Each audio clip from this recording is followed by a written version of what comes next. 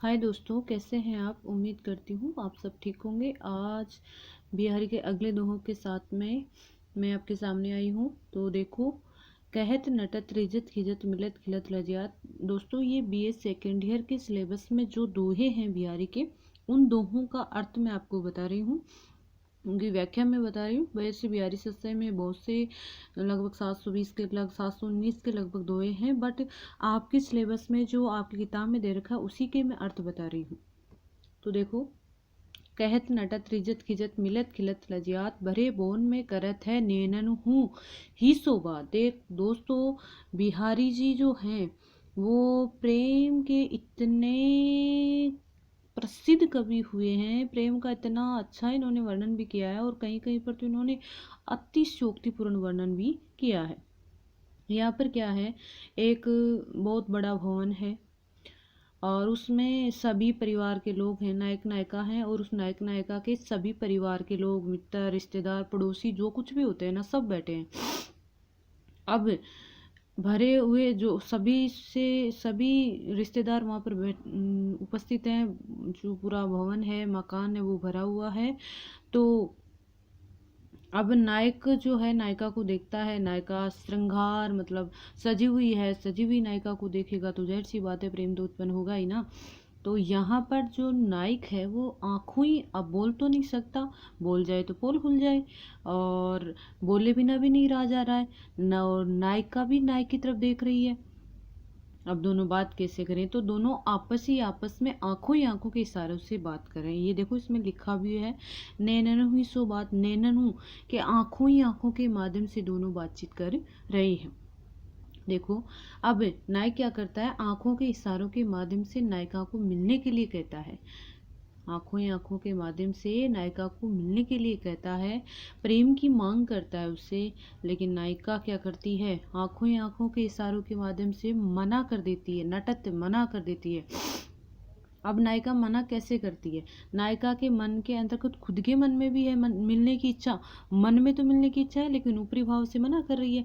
अब इसको है ना, नायक समझ जाता है कि हाँ, नायिका के मन में क्या है, रिझता है। तो नायक उसके सामने मतलब बहुत ज़्यादा चतुर भी है नायक।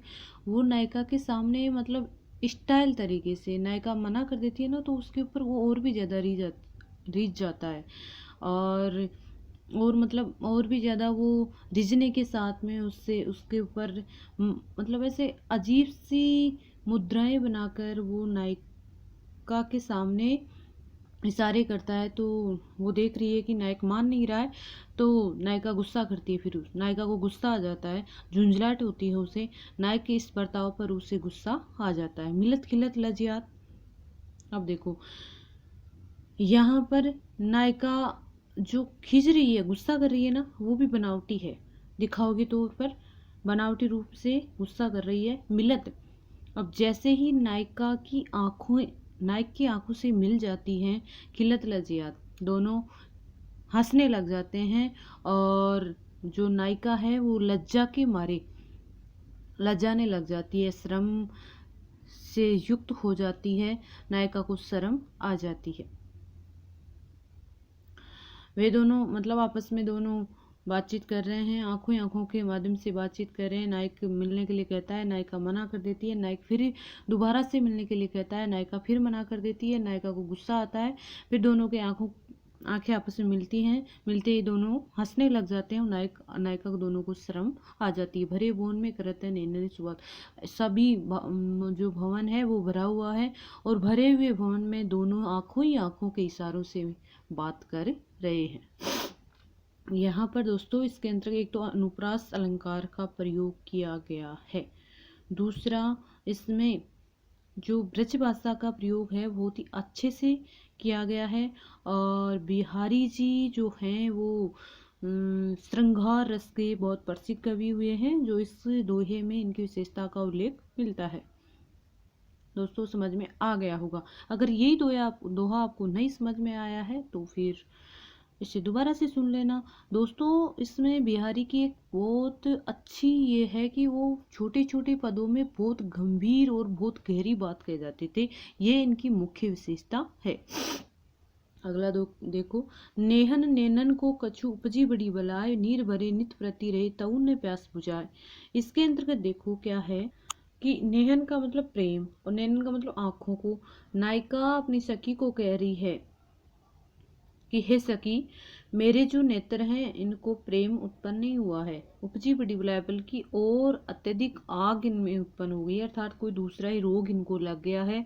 नीर भरे नित प्रति रहे, हमेशा से, हमेशा ये जो आंसू से हमेशा भरे हुए रहते हैं, मेरे जो नेत्र हैं हमेशा आंसू से भरे हुए रहते हैं, अर्थात पानी से युक्त रहते हैं। तब उन्हें प्यास बुझाए, फिर भी इनकी प्यास नहीं बुझती। जब पानी है पास में, पानी है फिर भी, पानी से भरे हुए हैं फिर भी इनकी प्यास कभी नहीं बुझती, अर्थात मेरे आंखों से लगातार प्रिय मिलन के लिए अश्रु रहते हैं। उनके वियोग में मेरे जो आंखें हैं वो हमेशा अश्रु से युक्त होती हैं।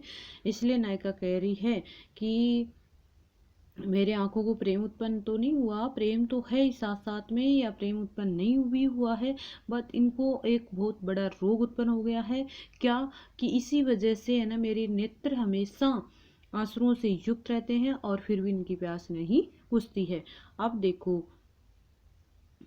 कारण हो रहा है इसमें, लेकिन कार्य नहीं हो रहा है, तो यहाँ पर विशेषोक्ति अलंकार का प्रयोग किया गया है। कारण है, कारण तो है लेकिन कार्य नहीं हो रहा है। कारण क्या है, पानी तो है लेकिन प्यास नहीं बुझ रही है, तो यहाँ पर विशेषोक्ति अलंकार का प्रयोग हुआ है। और एक अलंकार ये होता है कि कारण है लेकिन कार्य नहीं हो पा रहा है, वहां होता है विभावना अलंकार। दोनों अलंकार एक दूसरे के विपरीत हैं। तो दोस्तों, आपको व्याख्या कैसी लगी कमेंट करके जरूर बताना, इससे ताकि मैं आपके सामने और आगे की व्याख्या और भी डाल सकूं। ठीक है, धन्यवाद।